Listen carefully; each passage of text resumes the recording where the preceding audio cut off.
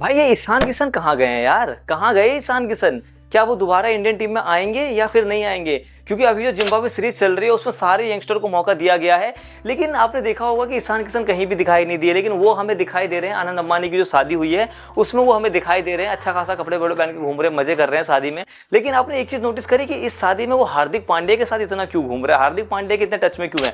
वैसे वो शुरू से हार्दिक पांड्या के टच में, ऐसा नहीं कि हार्दिक पांड्या से अभी उनकी बॉन्डिंग बन रही है, हार्दिक पांड्या से उनकी बॉन्डिंग शुरू से ही अच्छी है, पर इन दिनों कुछ ज्यादा ही क्लोज क्यों है? मतलब ऐसा क्या हो रहा है जो ईशान किशन बहुत ही ज्यादा हार्दिक पांड्या के नजदीक जा रहे हैं? क्या कर सकते हैं हार्दिक पांड्या इनके लिए जो इतना हार्दिक पांड्या के पास जा रहा है? तो दोस्तों आइए आज इस टॉपिक पर हम बात करने वाले हैं कि ये जो ईशान किशन है आखिर इनके साथ हुआ क्या, कैसे सडनली गायब हो गए और अभी दोबारा इंडियन टीम में आएंगे या नहीं आएंगे? क्या इनकी सिर्फ जो अन्याय हुआ है इन्हीं के साथ हुआ है कि ऐसे और भी बहुत से खिलाड़ी हैं, या सिर्फ ये अपनी सिंपैथी गेन करने के लिए ऐसे ऐसे स्टेटमेंट दे रहे हैं? तो दोस्तों आइए इस टॉपिक बात करते हैं, आइए देखते मजा आएगा। सबसे पहले तो दोस्तों ईशान किशन मतलब उन्होंने अभी रिसेंटली ना एक स्टेटमेंट दी। स्टेटमेंट में दोस्तों आप सभी को तो पता ही होगा कि इंडिया की टीम जनवरी 2024 में इसी साल साउथ अफ्रीका के दौरे पे थी। जब साउथ अफ्रीका के दौरे पे थी, अच्छा खासा ये टीम के साथ जुड़े हुए थे, खेल रहे थे टीम के साथ, बने हुए थे टीम के साथ, बैकअप में थे, सब कुछ था इनके साथ। लेकिन सीरीज में ये गए और फिर वहां पे दोस्तों जब ये गए तो उनके बाद उन्होंने बोल दिया बीसीसीआई से, मतलब रेस्ट मांगा कि मुझे मेंटली फटिक हो गया है, मुझे वापस इंडिया जाना है। बीसीसीआई ने उनको परमिशन दे दिया, कुछ नहीं बोला, वो चले गए दोबारा इंडिया। लेकिन जब वो दोबारा इंडिया गए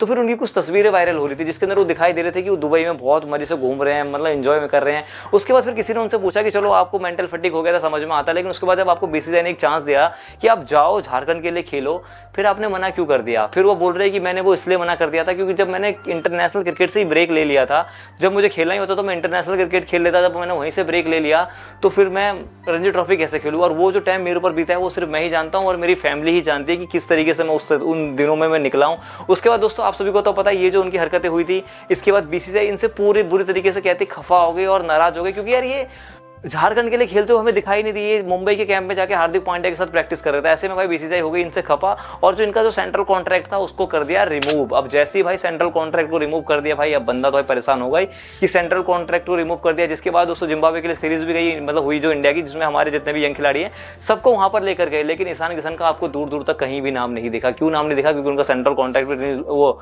रद्द कर दिया गया और साथ साथ जो इनका जो बिहेवियर था, मतलब उस बंदे ने साफ साफ कहा, क्या कहते हैं कि मैं मेंटली फटिक हो चुका है, मुझे, मैं उस समय डिप्रेशन में था।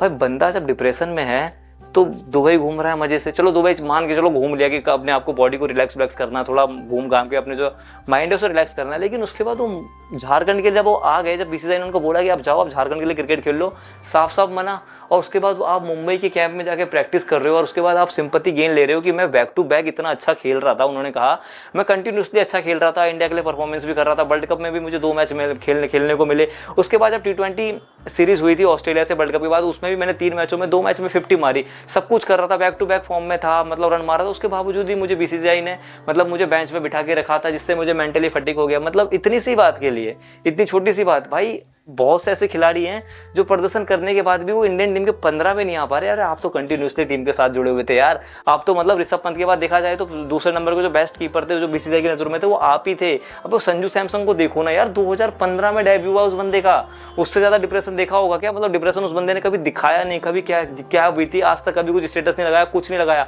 अबे बुमराह से और हार्दिक पांड्या से पहले का डेब्यू हो रखा है, बुमराह टेस्ट के कैप्टन भी बन गए, हार्दिक पांड्या T20 के परमानेंट कैप्टन बनने वाले हैं, लेकिन वो बंदा उनसे पहले का आया हुआ है और अभी तक अपनी 15 में जगह नहीं बना पा रहा, 11 की तो बहुत दूर की बात। अब बहुत से बोलेंगे कि यार मौका तो मिला था, बंदे ने प्रदर्शन नहीं करा। भाई मौका उससे मौका नहीं कहते, जिस तरीके से आपको मौके मिले, ऋषभ पंत को मौके मिले, उस हिसाब से मौके नहीं मिले संजू सैमसन को। उनको मौके मिले भी तो 2 साल में 3 मैच मिल जा रहे थे खेलने को, कभी 4 मैच मिल जा रहे थे खेलने को, और मिल भी ऐसे रहते उखड़े उखड़े। बंदा एक मैच खेलता था, उसके बाद अगर उसमें फ्लॉप हो गया तो अगले में किसी और को आ जाता था, कोई मेन फील्डर आ जाता था, जिसके पास संजू को मौका ही नहीं मिलता था। एक कोई सीरीज में नाम जाता भी था तो 1 मैच मिलता था खेलने को, उसके बाद 4 में रेस्ट, 5 में रेस्ट। ऐसे में वो बंदा भाई कहाँ रन मार पाएगा यार? कंटिन्यूसली कम से कम उसको 7-8 मैच में ट्राई तो करते थे, 7 भी ज्यादा ही बोलते हैं, कम से कम 5 में तो ट्राई करते।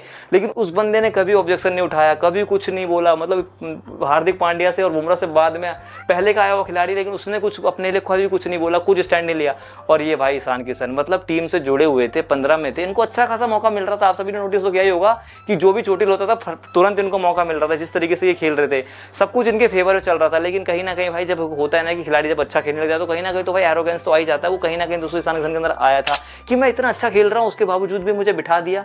भाई बीसीसीआई का कोई वो नहीं है, अगर आपको 15 में रखा है तो कुछ तो बात होगी ना उस खिलाड़ी में जो 11 में खेल रहा है, वो कुछ तो आपसे ऊपर होगा ना, कुछ तो उसने अच्छा किया होगा ना आपसे ज्यादा, तभी तो उसको मौका मिल रहा है। अब बहुत से लोग बोलेंगे कि भाई इन्होंने, ईशान किशन ने सेंचुरी भी मारी थी बांग्लादेश के खिलाफ, उसके बावजूद भी इनको भाई इतने मौके नहीं मिले भाई। उसके बाद भाई सुमन गिल वो भी आए, उन्होंने भी सेंचुरी मार दी न्यूजीलैंड के खिलाफ। अब भाई सुमन गिल जो है भाई वो ज्यादा पोटेंशियल वाले खिलाड़ी हैं भाई ईशान किशन से, तो उनको पहले रखेंगे ना, बाद में रखेंगे, और सुमन गिल दूसरे नंबर पे आते हैं। तो ऐसे कैसे भाई ईशान किशन को पहले खिला देते सुमन गिल से, और कौन था टीम का ऐसा खिलाड़ी जिसको बिठा देते? सब तो खेल रहे थे क्योंकि संजू सैमसन तो थे नहीं, तो खेल तो सब यही बैक टू बैक रहे थे, तो फिर मतलब कैसे यार। अब करुण नायर का तो नाम सुना ही होगा ना आपने भाई, उस बंदे ने 303 रन मारे, उसके बाद वो कहाँ गायब हुए आज तक किसी को नहीं पता कि कहाँ गए। अब भाई वो बंदा भी तरसता है कि मुझे दोबारा कभी मौका मिल जाए। आप तो 15 के रहने के 15 में थे यार, अच्छा खासा खेल रहे थे टीम के लिए, सब कुछ आपके फेवर में चल रहा था, लेकिन अपने पाँव पर जो खुद खिलाड़ी मारने की बात होती है ना, वो मारी है ईशान किशन ने। और वो इन दिनों हार्दिक पांड्या के साथ इसलिए घूम रहे कि हार्दिक पांड्या अब T20 के बनने वाले हैं कैप्टन, ऐसे में अब उनके साथ घूम रहे हैं। अब थोड़ा कहेंगे यार कि अब थोड़ा मौका दिलाओ, मुझे भी कराओ, थोड़ा चयन करता हूँ कि नज़र जो है मेरे ऊपर डलवाओ, जो हो गया सो हो गया।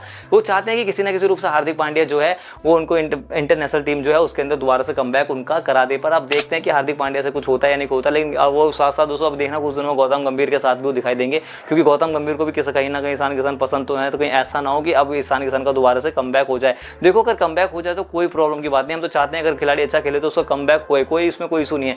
लेकिन इस तरीके से कोई यंग खिलाड़ी आए और मेंटली फटिक का, चलो एक इसका मान लिया कि चलो दे दिया, उसके बाद जब बीसीसीआई आपको कह रहे कि आप झारखंड के लिए खेल लो, आपको खुद बोला है बीसीसीआई ने, उसके बाद जब आप डिनाई कर दोगे तो भाई सेंट्रल कॉन्ट्रैक्ट तो रिमूव होगा ही। इसलिए अगर आप कमबैक करोगे तो यार दोबारा ये गलती मत करना। खैर दोस्तों मिलते हैं फिर आपसे अगली वीडियो में। That's it, thank you, bye.